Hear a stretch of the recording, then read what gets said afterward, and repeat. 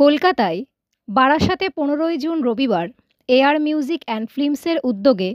কালিকাপুরস্থ studio চত্বরে প্রতি বছরের মতো এবারও রবীন্দ্র নজরুল জয়ন্তী সুরপ্রকাশ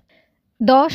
ও এয়ার মিউজিক অ্যান্ড ফিল্মসের কর্ণধার অ্যাডভোকেট অর্পণ ভট্টাচার্যের মমতাময়ী মাতাশ্রী নমিতা প্রভা ভট্টাচার্যের ৯২তম জন্মদিন উপলক্ষে কেক কেটে এই দিনটিতে দুটো অনুষ্ঠানকে আরও স্মরণীয় করে রাখতে রবীন্দ্র নজরুল সাংস্কৃতিক অনুষ্ঠানের আয়োজন করা হয়েছে। রাত্রে শিল্পী কলাকুশলীদের পরিবেশিত রবীন্দ্রসঙ্গীত, নজরুল গীতি আরও নানান ধরনের সঙ্গীত ও নৃত্যের মাধ্যমে জন্মদিন ও সাংস্কৃতিক অনুষ্ঠানটি মুখরিত হয়ে ওঠে। পরবর্তীতে আগত